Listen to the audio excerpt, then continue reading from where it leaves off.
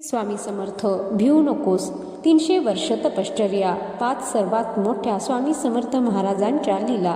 तुम्ही कधी असा प्रश्न विचारला आहे का की जगाची माऊली, कृपेची सावली म्हणून ओळखले जाणारे हे संत नेमके कोण होते? जेव्हा सर्व आशा संपतात तेव्हा एकच आवाज ऐकू येतो, भिवू नकोस, मी तुझ्या पाठीशी आहे. दत्त संप्रदायातील चौथे अवतार, 300 वर्ष प्रगाढ समाधीत असलेले योगी श्री स्वामी समर्थ महाराज. आज आपण त्यांच्या आयुष्यातील 5 सर्वात मोठ्या आणि चमत्कारिक घटना पाहणार आहोत, ज्यांनी इतिहास बदलला आणि भक्तांचे जीवन वाचवले. व्हिडिओ पूर्ण बघा आणि ही स्वामी कृपा इतरांना शेअर करा. चला तर मग सुरू करूया. नंबर 1. कर्दळी वनातून प्रगटीकरण. स्वामी समर्थ हे सामान्य संत नव्हते. ते श्री नरसिंह सरस्वतींचे चौथे अवतार मानले जातात.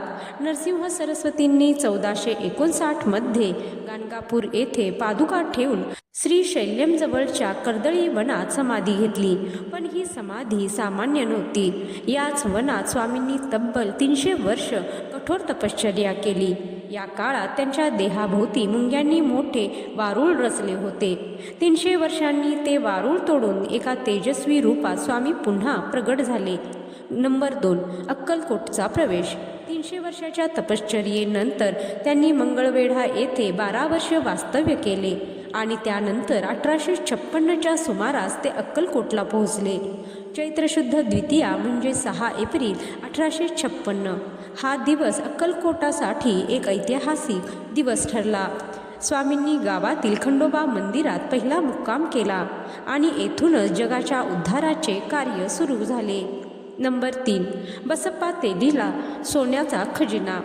मंगळवेढा गावात बसप्पा तेली नावाचा एक अत्यंत गरीब पण स्वामींचा निष्ठावान भक्त होता. त्याने कधीही आपल्या दारिद्र्याची तक्रार केली नाही. एकदा स्वामी त्याला घेऊन एका भयानक अरण्यात शिरले. अचानक त्यांच्या समोर अनेक विषारी साप प्रगट झाले. स्वामींनी बसप्पाला पाहिले आणि म्हणाले, तुला दारिद्र्यापासून मुक्ती हवी आहे ना? मग यातील हवे तेवढे साप उचल आणि घरी घेऊन जा. स्वामींच्या आज्ञेचे पालन करत बसप्पाने घाबरत काही साप झोळीत घेतले. घरी जाऊन पाहतो तर काय, ते सर्व साप क्षणार्धात शुद्ध सोन्यात रूपांतरित झाले होते. स्वामींनी एका निष्ठावंत भक्ताला एका क्षणात श्रीमंत केले. नंबर 4. राजाला त्याग करण्याची शिकवण. अक्कलकोटचे राजे मालोजीराजे भोसले यांनी जेव्हा स्वामींचे दर्शन घेतले तेव्हा स्वामींच्या तेजाने ते भारावून गेले.